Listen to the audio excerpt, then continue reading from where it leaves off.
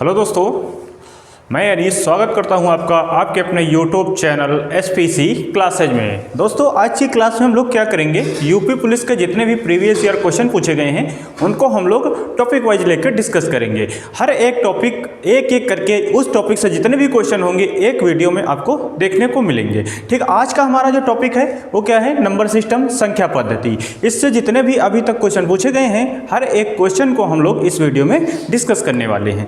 ज़्यादा देरी न करते हुए मैं अपने टॉपिक की ओर आपको लिए चलता हूं। इसमें क्या है, पहले क्वेश्चन की अगर बात करते हैं हम तो पहले क्वेश्चन में लिखा है एक परीक्षा में परीक्षार्थी को प्रत्येक सही उत्तर के लिए 5 अंक मिलते हैं।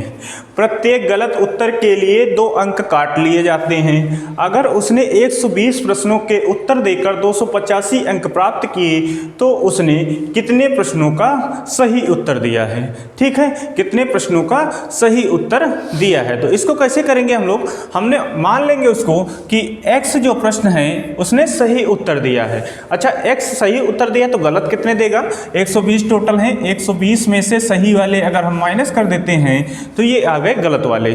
ठीक है, गलत वाले आ गए। तो अगर उसको सही के लिए कितने अंक मिलते हैं, 5 अंक मिलते हैं। तो यहाँ से कितने अंक मिलेंगे उसको, 5x अंक मिलेंगे। और गलत के लिए उसको 2 अंक काट लिए जाते हैं। तो कटेंगे कितने, गलत प्रश्न ये थे तो ये नंबर जो है कटेंगे, ये उसको मिलेंगे। तो टोटल नंबर की अगर बात करते हैं जितने मिलेंगे उसमें जो कटेंगे वो माइनस कर देंगे तो वो टोटल नंबर मिल जाते हैं। और टोटल नंबर जो क्वेश्चन के अकॉर्डिंग कितने दिए हैं, 285 दिए हैं। ठीक है, कितने दिए हैं, 285 दिए हैं। तो इसको जब कैलकुलेट करेंगे हम लोग तो ये 5x हो जाएगा और ये हो जाएगा 240 और ये प्लस का हो जाएगा 2x इक्वल टू 285। ठीक है, 285 हो गया। अब यहाँ पे 5x और 2x मिला के कितना हो जाएगा, 7x हो जाएगा इक्वल टू 240 को उधर ले जाओगे 285 में जोड़ोगे तो ये बन जाएगा 525। ठीक है, 285 और 240 जोड़ोगे तो ये बन जाएगा 525। और 525 को जब हम 7 से भाग देंगे क्योंकि x इक्वल टू कितना आएगा, 525/7। ठीक है, जब इसको हम भाग देंगे तो ये कितना आ जाएगा, 75। ठीक है, तो उसने क्या किया, 75 क्वेश्चन के सही उत्तर दिए। अगर आपसे पूछता है गलत कितने दिए तो गलत क्वेश्चन की अगर हम बात करते हैं तो 120 में टोटल थे, उसमें से 75 माइनस कर देते हैं तो 45 क्वेश्चन उसने गलत उत्तर दिया। सही पूछता है तो 75। ठीक है, अब हम बात करेंगे अपने अगले क्वेश्चन पे। अगला क्वेश्चन देखते हैं हम लोग, 80 और 90 के बीच अभाज्य संख्या क्या है। आज की वीडियो में हम लोग बहुत से ऐसे क्वेश्चन देखेंगे जिनको हम लोग ऑप्शन एलिमिनेट करके सॉल्व करेंगे, ऑप्शन को हटाते हुए चलेंगे और बहुत ही अच्छे तरीके से उनको हम लोग सॉल्व कर पाएंगे। देखते हैं इस क्वेश्चन की अगर बात करते हैं हम, अभाज्य संख्या की बात करते हैं तो अभाज्य संख्या क्या होती है, जो संख्या या तो स्वयं से कटे या तो 1 से कटे, वो संख्याएं अभाज्य संख्याएं कहलाती हैं। इसकी अगर बात करते हैं, यहाँ पे पहले ऑप्शन में आपको 81 दिख रहा है, सबको पता होगा 81 9 से कटता है तो इसको हम लोग हटा देंगे, अभाज्य संख्या नहीं हो सकती। इसमें भी 81 लिखा है, ये भी अभाज्य संख्या नहीं हो सकती। अब बात करते हैं दूसरे ऑप्शन पे। दूसरे ऑप्शन पे बात करेंगे, 83 आपकी अभाज्य संख्या है, लेकिन 87 जो लिखी है ये 29 को जब 3 से गुणा करते हैं हम तो 87 मिल जाता है। तो इसके फैक्टर तो कई सारे मिल जाएंगे, तो ये जो है अभाज्य संख्याएं दोनों नहीं हो सकती। तो 83 और 89 जो है इस क्वेश्चन का राइट आंसर होगा। अच्छा, अगर आपको कभी भी 1 से 100 तक अभाज्य संख्याएं पूछे, 1 से 50 तक अभाज्य संख्याएं पूछे, 1 से 70 तक पूछे, 1 से 30 तक पूछे, तो उसको कैसे निकालेंगे, उसके लिए एक कोड बता देते हैं आपको। वो होता है 44 22 32 23 21। ठीक है, ये कोड होता है आपका। अगर आपसे पूछता है 1 से 100 तक तो सबको काउंट कर देना है, सबको ऐड कर देना है, तो पता चल जाएंगे कितनी अभाज्य संख्याएं होती हैं। अगर आपसे पूछता है 1 से 50 तक, 50 की बात करते हैं तो 5 लाइनें। ठीक है, 50 की बात करते हैं तो स्टार्टिंग की 5 लाइनें। ठीक है, तो कितने होंगे, 4 4 8 4 12 3 15। 1 से 50 तक अभाज्य संख्या पूछे तो 15। ठीक है, अगर 60 तक पूछे तो यहाँ तक काउंट करना है, 70 तक पूछे तो यहाँ तक काउंट करना है। मतलब ये जो अभाज्य संख्याएं होती हैं पहली लाइन में होती हैं, मतलब 1 से 10 वाली लाइन में। और इसकी बात करते हैं तो 11 से 20 वाली होती है, ये 21 से 30 वाली होती है, ये 31 से 40 वाली होती है। इसी तरह से 10 लाइनें होती हैं। यहाँ पे 80 से 90 पूछा था तो मतलब 9वीं लाइन पूछा था। 9वीं लाइन में अभाज्य संख्याएं 2 ही होती हैं। वो 2 होती कौन सी हैं, 83 और 89। ठीक है, अब कर पाएंगे आप, कहीं से भी पूछा जा सकता है कि 50 से 100 तक बताइए बीच में, या 30 से 70 तक बताइए। तो अब इससे जो है इस कोड से आसानी से आप कर पाएंगे। अब हम बात करते हैं अगले क्वेश्चन की। अगला क्वेश्चन क्या है हमारा, 6 लगातार विषम संख्याओं का योग सबसे बड़ी संख्या के दोगुने से 38 अधिक है। 6 संख्याओं का योग निकालना है। इसको कैसे करेंगे देखते हैं। ठीक है, तो पहली अगर विषम संख्या की बात करते हैं तो हम मान लेते हैं x। ठीक है, दूसरी क्या हो जाएगी x + 2, तीसरी क्या हो जाएगी x + 4, चौथी क्या हो जाएगी x + 6, पांचवी क्या हो जाएगी x + 8 और छठी क्या हो जाएगी x + 10। ठीक है, अगर यहाँ पे हम सबको जोड़ते हैं, योग बोला है तो सबको जोड़ दो, सबको जोड़ेंगे तो 6x आ जाएगा। ठीक है, प्लस 6x हो गए और 2 और 4 6 हो गया, 6 6 12 हो गया, 12 8 20 हो गया और 20 10 30 हो गया। ठीक है, तो यहाँ पे योगफल कितना आया 30। योगफल बोला है, योगफल क्या बोला है, योगफल को बोला है सबसे बड़ी संख्या के दोगुने से 38 अधिक है। तो सबसे बड़ी संख्या कौन सी है, x + 10। तो x + 10 है, इसका दोगुना कर देना है। ठीक है, दोगुना कर दिया और कह रहा 38 ज़्यादा है, 38 ज़्यादा है। तो अब संख्याओं का योगफल इधर भी आ गया, इधर भी आ गया, दोनों को इक्वल कर दिया। अब यहाँ से वैल्यू निकालते हैं। तो वैल्यू की बात करते हैं तो ये हो जाएगा 6x + 30, ये क्या होगा 2x + 20 और ये क्या हो जाएगा 38। ठीक है, यहाँ तक हुआ। यहाँ पे बात करते हैं अगर 6x और 2x की, 2x को अगर हम इधर लेके आते हैं तो क्या बनेगा 4x। 6 में से 2 माइनस कर देंगे, 4x बचेगा। अच्छा, ये 30 है, इधर ले जाएंगे तो माइनस हो जाएगा। तो 38 में से 30 माइनस कर दो, 8 बचेगा और 20 और 8 कितना हो जाएगा 28। तो इधर से क्या बचेगा 28 बचेगा। तो x की वैल्यू यहाँ से कितनी आ गई 28/4, मतलब आ गई x की वैल्यू कितनी आ गई 7। अब हमको निकालना है योगफल, या निकालना है योग, निकालना है। योग क्या आया था यहाँ पे 6x + 30, या तो इधर वैल्यू पुट कर दो या इधर पुट कर दो, आंसर आपका एक ही आएगा। ठीक है, यहाँ पे अगर हम x की जगह पे 7 रखते हैं, ठीक है, तो क्या है 6x + 30। x की जगह पर अगर हम 7 रखते हैं प्लस 30 करते हैं तो ये 7 6 42 और 30 72 होगा। तो इस क्वेश्चन का जो राइट आंसर होगा ऑप्शन नंबर सी जो होगा इस क्वेश्चन का बिल्कुल राइट आंसर होगा। अब हम बात करते हैं अगले क्वेश्चन की। अगला क्वेश्चन है, यदि किसी संख्या का घन किया जाए तो निम्नलिखित में से कौन सा अंक इकाई के स्थान पर हो सकते हैं। ठीक है, हो सकते हैं बोला है, देखते हैं। अगर हम 1 की बात करते हैं, ठीक, 1 इकाई के स्थान पे हो सकता है। ठीक है, और अगर 8 की बात करते हैं तो ये भी हो सकता है। ठीक है, अगर 0 की बात करते हैं ये भी हो सकता है। कैसे, देखो 2 का अगर घन करोगे, जिस अंक के लास्ट का अंक 2 होगा उसका घन करोगे तो उसके लास्ट में 8 आएगा। ठीक है, और लास्ट जिसके लास्ट में होगा 8 जिसके लास्ट में होगा उसका अगर आप घन करोगे तो उसके लास्ट में 2 मिलेगा। इसी तरह 3 और 7 का रिवर्स होता है। ठीक है, 3 वाले के अंत में 7 आता है और 7 वाले के अंत में क्या आता है 3 आता है। और 0 की बात करते हैं तो 0 में तो 0 ही आता है। ठीक है, और 6 में 6 ही आता है और 5 में 5 ही आता है। ठीक है, जिसके लास्ट में 5 होगा वो 5 ही आएगा। यहाँ पे देखेंगे और 1 वाले के लास्ट में 1 आता है। तो 1 जो है आता है, हो सकता है 8 भी हो सकता है, 0 भी हो सकता है, 9 नहीं हो सकता। 9 किसी भी संख्या के घन के लास्ट में नहीं हो सकता। क्वेश्चन में क्या बोला है, अंक इकाई के स्थान पर हो सकते हैं। क्वेश्चन थोड़ा सा आई थिंक मिसप्रिंट है, यहाँ पे होना चाहिए इकाई के स्थान पर नहीं हो सकता। नहीं हो सकता है की बात करते हैं तो इसका जो राइट आंसर होगा ऑप्शन नंबर डी जो होगा इस क्वेश्चन का राइट आंसर होगा। अब बात करते हैं अपने अगले क्वेश्चन की। अगले क्वेश्चन पे चलते हैं हम लोग।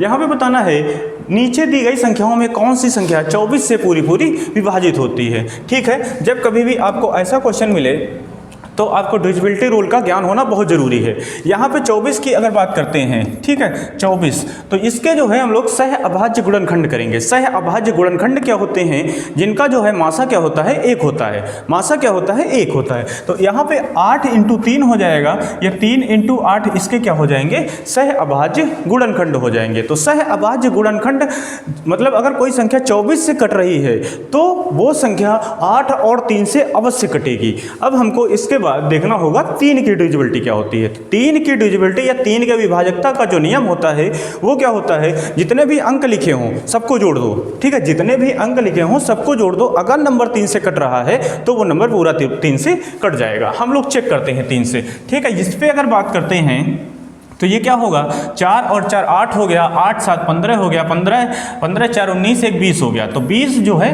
3 से नहीं कटता है, पहला ऑप्शन एलिमिनेट। अगला बात करते हैं 8 और 2 10 हो गया, 10 8 18 हो गया। ठीक है, 18 और 5 23 हो गया, और 23 और 6 29 हो गया। ये भी ऑप्शन नहीं होगा। ठीक है, ये भी 3 से नहीं कट रहा है।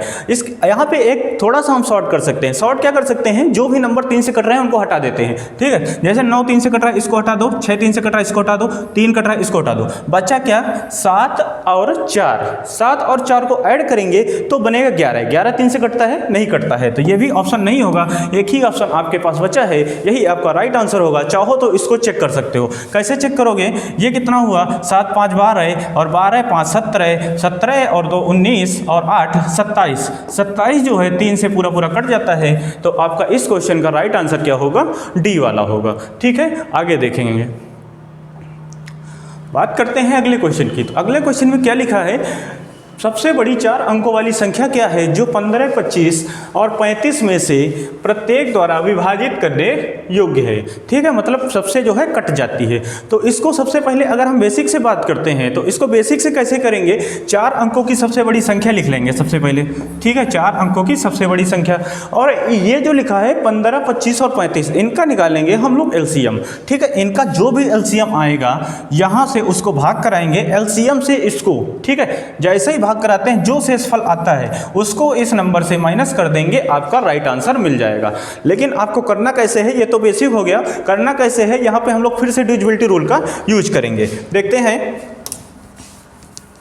यहाँ पे देखते हैं हम लोग 15 की अगर बात करते हैं तो 15 के को प्राइम फैक्टर या अभाज्य गुणनखंड क्या होते हैं, 3 × 5। ठीक है, और दूसरा क्या है 25, 25। ठीक है, इसके को प्राइम होंगे नहीं तो यही हो जाएगा, एक ही होता है इसका, 1 × 25। और क्या होगा 35 की अगर बात करते हैं तो 35 की बात करते हैं तो ये हो जाएगा 7 × 5। ठीक है, सबसे कटना चाहिए, मतलब नंबर 3 से भी कटेगा, 5 से भी कटेगा। ठीक है, और 25 से भी कटेगा और 7 से भी कटेगा।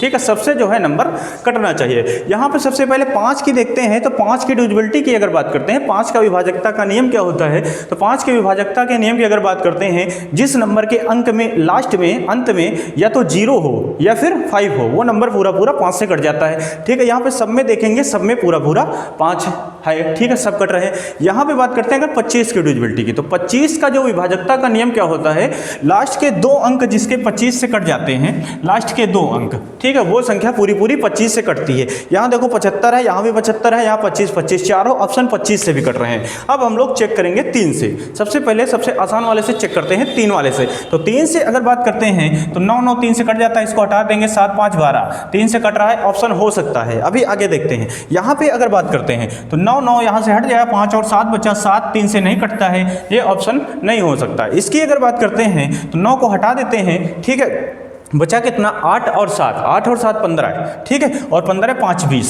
नहीं कटेगा। ठीक है, 20 जो है 3 से नहीं कटता। इसकी बात करते हैं, ये क्या हुआ 8 और 9, ठीक है 17 हुआ। ठीक है, 17 और 2 19, 5 24, ये 3 से कट रहा है, ये ऑप्शन हो सकता है। हमारे 2 ऑप्शन यहाँ से एलिमिनेट हो गए और 2 ऑप्शन हमारे बच गए। अब हम लोग क्या करेंगे, इन दोनों को 7 से चेक कर लेंगे। 7 से अगर इसको चेक करते हैं तो ये पूरा पूरा कटेगा, 7 से एक बार जाएगा और ये 7 चौको 28 हो जाएगा। ठीक है, और एक बार जाएगा ये, और 7 पन्ना 35।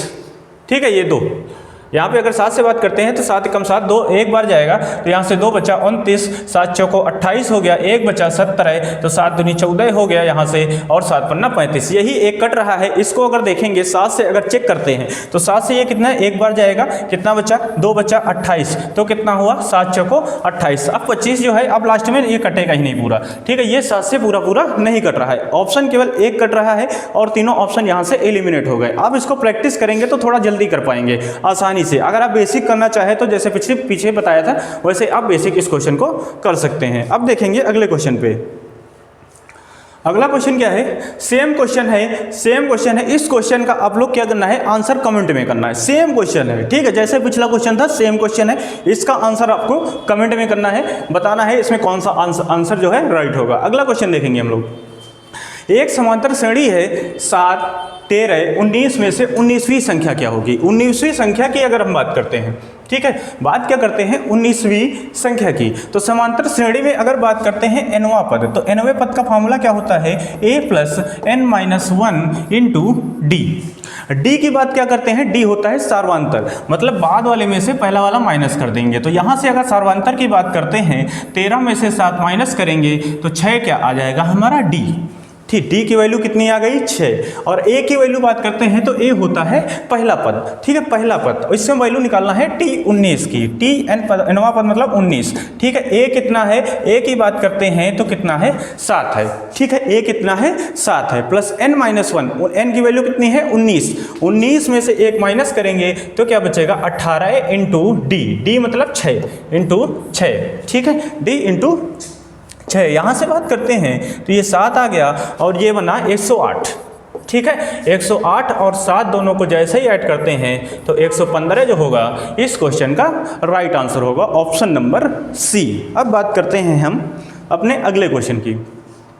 12 से पूर्णतः अविभाज्य, बहुत ही आसान है। 12 से अगर विभाज्य की बात करते हैं तो 12 के को प्राइम फैक्टर की बात करते हैं अगर तो क्या होते हैं 3 इंटू 4, नंबर देख लेना है, जो नंबर 3 और 4 दोनों से कटता है वो नंबर क्या होगा 12 से पूरा पूरा कट जाएगा। सबसे पहले हम लोग 4 को देखते हैं क्योंकि 4 का थोड़ा सा आसान होता है, केवल लास्ट के हमको 2 नंबर चेक करने होते हैं। 44 4 से कट रहा है, 56 4 से कट रहा है, 76 की बात करते हैं ये भी 4 से कट रहा है, ये भी 4 से कट रहा है, तो चारों नंबर 4 से कट रहे हैं तो हम 3 की बात करते हैं। 3 पे जैसे ही चलेंगे हम लोग तो यहाँ पे देखते हैं 4 4 8 4 12, 12 3 से कटता है तो इन चारों को हम देंगे हटा, ठीक है, इनको हटा देंगे। अब क्या बचा 7 और 1 8, 8 3 से कटता है, नहीं कटता है। अगले क्वेश्चन में देखेंगे तो यहाँ पे देखते हैं जैसे ही तो ये कितना हुआ 8 और 2 10, 10 8 18, 18 3 से कटता है, इन सबको हटा देंगे, बचा कितना 6 और 5 11, 11 क्या कटता है, नहीं कटता है, चाहो तो 6 को भी हटा सकते हो, ये भी 3 से कटता है, बचा कितना 5, 5 जो है 3 से नहीं कटता है, ये भी ऑप्शन यहाँ से हट गया है। अब बात करते हैं इसकी 3 और 9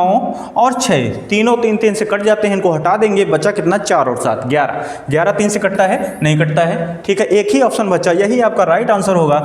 यहाँ पे अगर आप ऐसे क्वेश्चन करते हैं तो यहाँ पे गलती होने की बहुत कम संभावना बनती है, ठीक है। अगर आप बेसिक करेंगे तो वहाँ से कैलकुलेशन हो सकता है थोड़ा सा कहीं से गलत हो जाए, लेकिन अगर आप डिविजिबिलिटी रूल का यूज करते हैं तो गलती होने की बहुत कम संभावना होती है, ठीक है। आगे देखते हैं अगला जो क्वेश्चन है हमारा, कितनी बतखें कम से कम में फॉर्मेशन बनाकर तैर सकती हैं यदि एक बतख के 2 आगे बतख, एक बतख के 2 पीछे बतख और दोनों बतखों के बीच में बतख हो। तो इसको कैसे करेंगे हम लोग, इसको ध्यान से देखिएगा। क्वेश्चन का इसका जो राइट आंसर होता है 3 होता है। कैसे होता है देखेंगे, 3 बतखें हैं, ठीक है, क्या बोला है, एक बतख के 2 आगे बतख हैं, ये वाली बतख को मान लेते हैं तो इसके 2 आगे बतख हो गई, कम से कम पूछा है इसलिए 3 आंसर हुआ, इससे कम नहीं हो सकती, इससे ज़्यादा हो सकती हैं, ठीक है। यहाँ पे इसके आगे 2 बतख हो गई, अगर इस बतख को हम काउंट करते हैं तो इसके पीछे 2 बतख हो गई। अगर बात करते हैं दोनों बतखों के बीच में तो इसके बीच में भी 1 बतख है, ठीक है। तो सारे ऑप्शन वेरीफाई कर रहे हैं जितने भी यहाँ पे दिए हैं, तो इसका जो राइट आंसर होगा क्या होगा, ऑप्शन नंबर ए होगा इस क्वेश्चन का राइट आंसर। अब हम बात करते हैं अपने अगले क्वेश्चन की। ये क्वेश्चन जो है, दिवाली के त्यौहार पर 12 मित्र एक दूसरे को दिवाली का कार्ड भेजकर शुभकामनाएं देते हैं, ठीक है, शुभकामनाएं दी।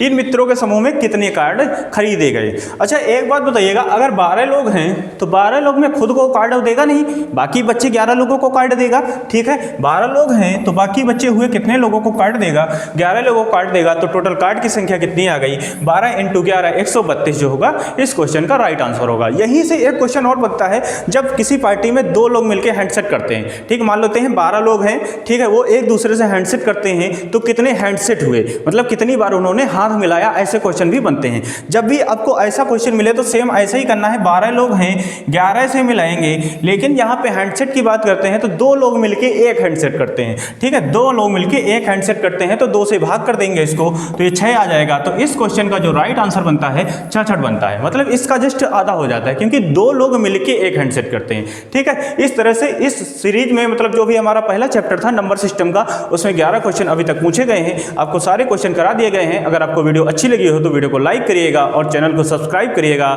जिससे आपको लेटेस्ट अपडेट मिलती रहे। धन्यवाद।